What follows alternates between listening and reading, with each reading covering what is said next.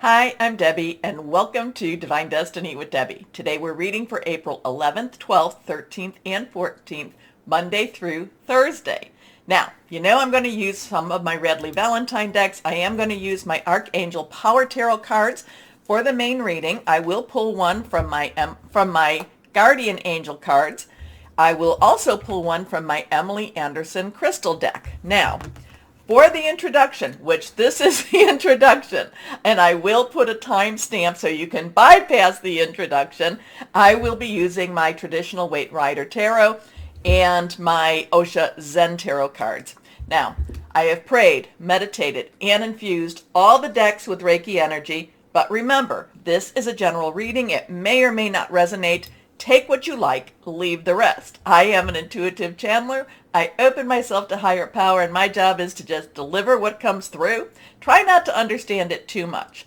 So what's going on right now? We talked about Venus into Pisces on April 5th. So kind of Venus is having some spa days, relaxing a little bit, regrouping with her romantic and her loving energies. We also have Mercury, which is the communication, the planet of communication, fast hearing news, going into Taurus, and that is on April 11th. So that starts this Monday. And, this is where Taurus is is earth energy. And Taurus really gets down to business, really gets down to the facts. Taurus has had enough wishy-washy stuff, and has wanted actually Aries to be a little bit more pushy. So Taurus is kind of like, fine, I'm taking the bull by the horns, and we're going to be hearing some stuff that's going to be very interesting. Now, it will be in Taurus until the end of April when it goes to Gemini, and we will see what happens then. Now, April 12th, so that would be Tuesday. I'm in America, in the United States, Tuesday, and that's at 10:42 a.m. Eastern Standard Time. There's going to be a conjunction with Jupiter and Neptune, and it is in Pisces. Now, Jupiter is in Pisces like once every 12 years. Neptune and Jupiter meet every 13 years. However, Jupiter and Neptune together in Pisces doesn't happen. Well, it becomes a super transit. So and I told you I'd try to look a little bit more up about this. The last time this happened, it was 1856, and it will not happen again until 22 something or other. I lost basically, it's going to happen in a very long time. Okay, so anyway, we will not see it.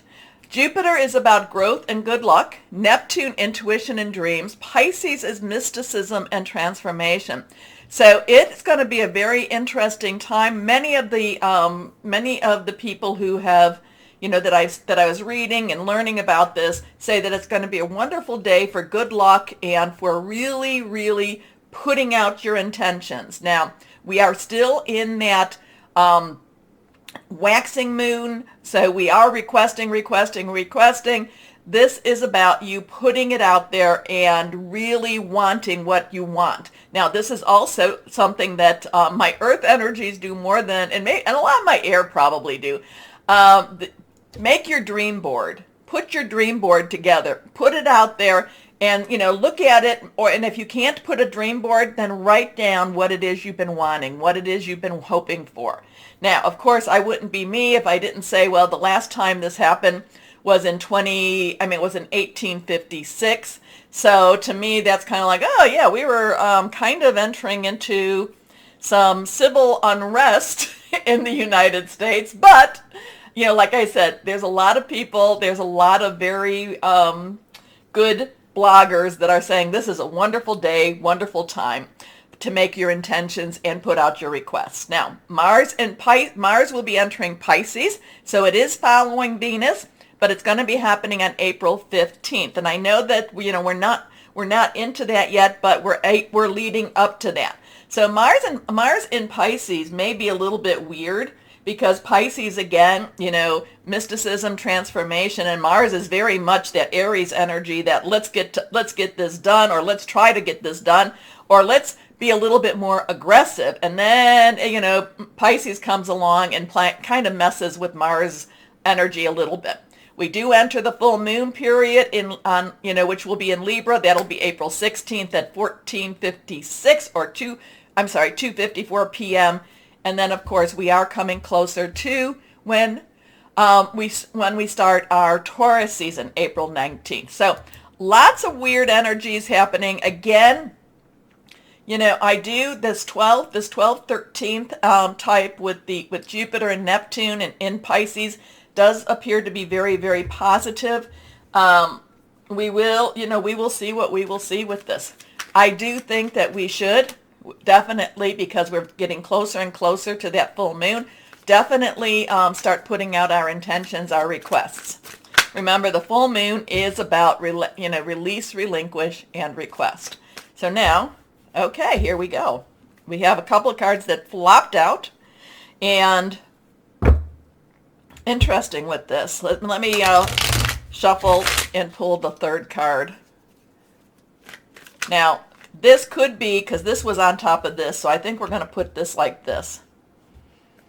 And here we go here. So we have the Ten of Swords. Tens are transitional energy, meaning things are moving on. It's the 1-0. And if you noticed, I put a bunch of 1-0s behind us, some binary codes, which I cannot read, but I do like the new beginnings of the ones.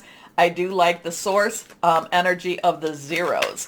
So this is sword energy. Sword is our Aquarius. We still have some Aquarius going on. It's our Gemini, and it is also our Libra, and we do have that Libra full moon coming.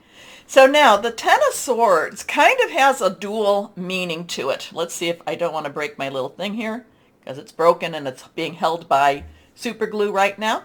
So anyway, the Ten of Swords has a lot of endings to it. Like a period is done. Something is over. Now, the other thing about the Ten of Swords that I'm just it's like, who is this that has all these swords stuck in their back? Who is this? I don't feel that this is us. I don't feel that this is, the audience, the people that follow, the people that watch. But I would like to say, let's watch to see who that might be. If it is, if it's a who, or if it's bigger than a who.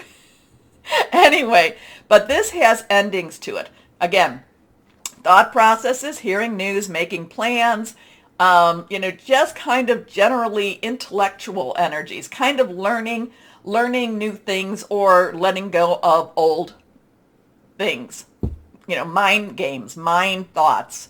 But again, this is the Ten of Swords. And, and like I said, I'm getting the, something about the way that person's hand is too. It's kind of like it's behind him, but there's some fingers. So I don't know if there's still life in that person or not. But basically, the Ten of Swords is, basically goes, you're done. You are so done. Now we come to the Empress, and she is reversed. Reversed energy to me, reverse cards has really strong energy. This is a 3. 3 has really a lot of power to it. You say something 3 times, you do something 3 times, you have 2 other people joining you, the power of 3. It's also creativity, which you can see she's very creative. It's also celebration. So the Empress to me is the divine feminine energy that, that is universal for us all. There is, she is always pregnant. She is always waiting. She is always, she is always preparing. She is always, the fertility has taken already. So we have this Empress energy that's very kind, very loving. Mercury doesn't go retrograde, I think, until in May. So we're not necessarily dealing with the whole lot of karma. But to me, the Empress does deal with karma, does deal with setting things right. There is a lot of caring energy here for her also. We have water flowing. We do have the heart. We do have the feminine energy. So part of this is also to, and I, you know that I say we all have the feminine and the masculine, but part of this is to embrace that feminine side of us, that side that does have creativity, does have that fertility to grow. So here we have something ending, here we have something growing. But again, divine feminine, watching over us. Here we go. Last card, Ace of Wands. Now, we come back to that ace number again. We come back to that one number. One, new beginnings. Wands is our fire energy. We are in Aries right now. It is Leo, Sagittarius. It is passionate, burning, very, very determined. So whatever's ending, whatever's growing, it really motivates us. It really wants us to follow our passions. We feel very passionate about this. We want to go after this. This is an opportunity that we really do not want to ignore.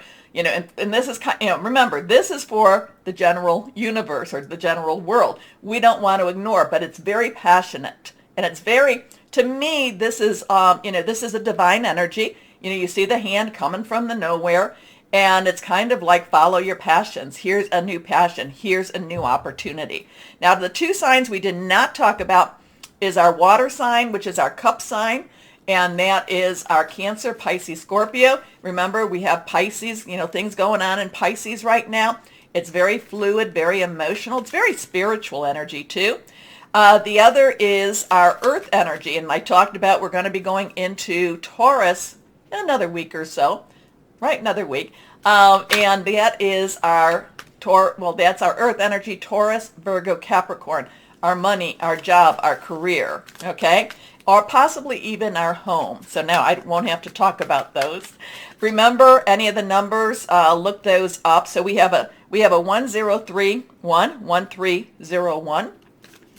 And again, that source, there is no way to resurrect that, okay? And again, too, we are entering into, or we are in the Easter season, so I don't know, does that have anything to do with anything?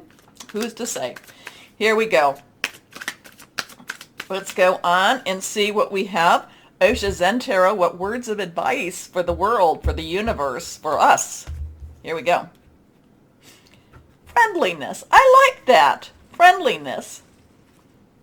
Friendliness. That's very kind. That's very gentle. That's very, just love each other. Two has, choices, decisions, also coming together, community.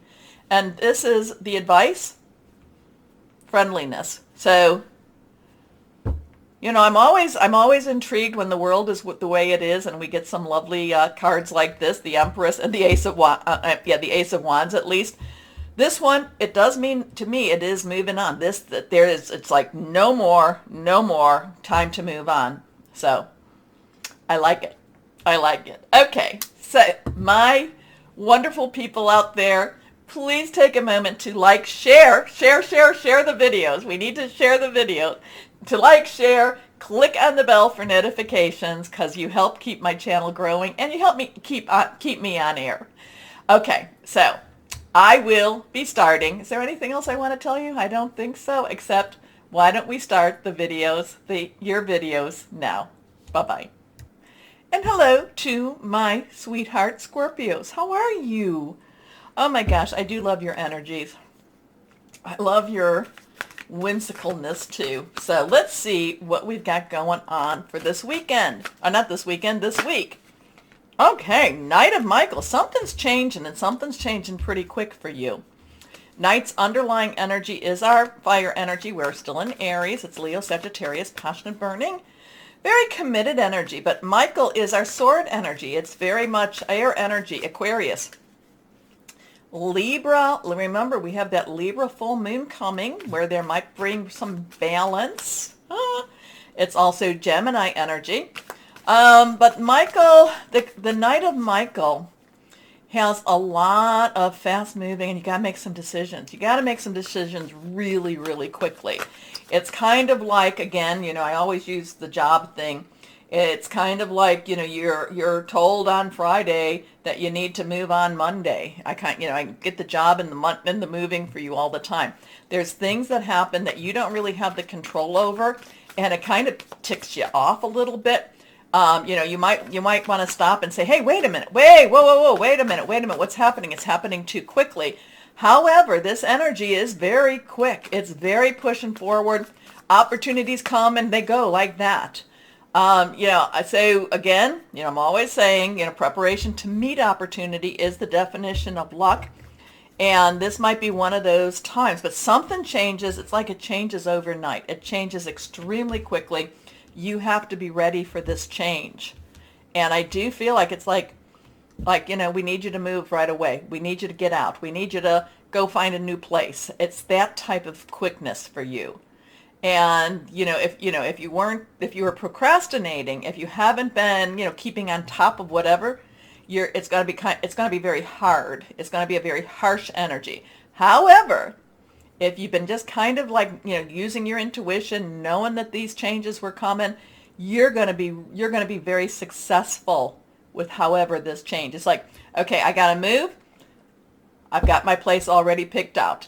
And again, too, or I'm being promoted. And these could be okay, my projects are done. I'm ready to be promoted now. But I do feel like it's very quick, very swift, and you've just got to be very prepared. That's the energies. Now, so with that, how do you feel with that? You feel like this sense of urgency happening. You feel like this sense of what's going to drop happening. And then when it does, and you're prepared for it, no big deal. Here we are, the Knight of Michael, strong, committed, intellectual, diligent.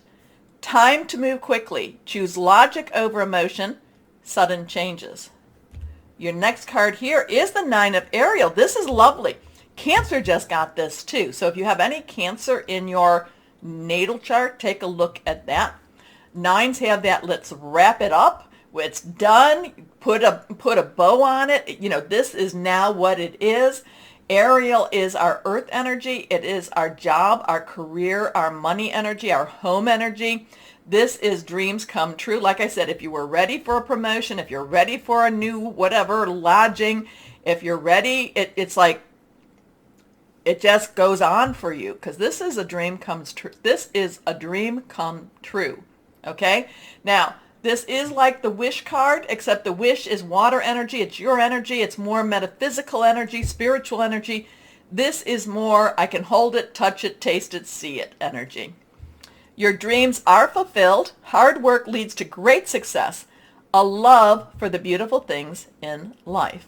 Next card, reversed. The Five of Ariel. So now we have some five energy, which is never always, never comfortable. It doesn't have to be bad energy. It's just that it's not comfortable energy.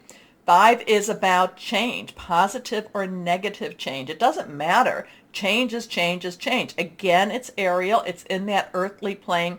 It's in that physical plane. So this could be like, oh, okay, I have to move, but I'm worried about money. This is an opportunity for me, but I'm worried about money. So what am I going to do with this? Five of Ariel is basically saying, you don't have to go. You needn't go through your current challenges alone. Help is nearby. However, they do give you a little bit of a warning. Negative thoughts create self-fulfilling prophecy. So if you think you can't, you won't be able to. Okay? So there's so much opportunity with this Nine of Ariel. It's going to be quick. Some quick stuff. If you think you can't, you won't be able to. But if you think you can, and you ask for help, we go back to the Nine of Ariel, okay? So let's see what we have here. And again, that 12th is supposed to be very big, positive stuff. It's going to be Pisces energy, so dream big. Let's see what we've got here. This is reversed, guardian angels, the helper of action. So the helper is the knight. The knight of action is the Knight of Fire. So the Knight of Fire, Knight of Gabriel, Knight of Wands and Rods. So we talk about the knights underlying is fire. This is fire. So this is passion. This is like, whoa, nothing can stop you, my Scorpios, if you really let your fire get burnt. If you light that fire, okay? You're blessed with many wonderful things to do. It would be great if you could take the time to make a plan first, but you probably don't have the time. And again, it's like you don't have the time. So get busy, Follow your instincts and have fun. I'm going to cough, so excuse me. That's what I get for eating peanut M&Ms. Okay. So get busy. Follow your instincts and have fun. You or someone you meet is very self-assured, capable, and enthusiastic, and can do anything with a smile. Okay, so no dark thoughts. No dark thoughts. Think you can. You know, if you think you can, you can. Here we go. But it's going to be quick. It just feels very quick energy pushing you forward, pushing you maybe even out of your comfort zone, all of it. It's just snap, snap, snap. Let's see what crystal or energy would be helpful for my Scorpios. Here we go. And I pulled out 2. Angel light. Here's some angel light. This is about angel communication, clairvoyance, alignment, dream insights. And then we have this one, which is amethyst. Spiritual insights. There's a lot of metaphysical energy here for you. So really lean into that a little bit more. Creativity, psychic protection. It's also about courage. So interesting. So the changes are very quick. They feel like they're pretty big. It could be your dreams come true. It could be what you've been wanting. It might seem bigger than what you even think, you've been waiting or wanting. I don't know. Anyway, my Scorpios, please, please, please take a moment to like, share, subscribe, click on that bell for notifications. As always, though, my Scorpios, this is the important part. Know that you are loved, stay shining, and be blessed. Bye-bye.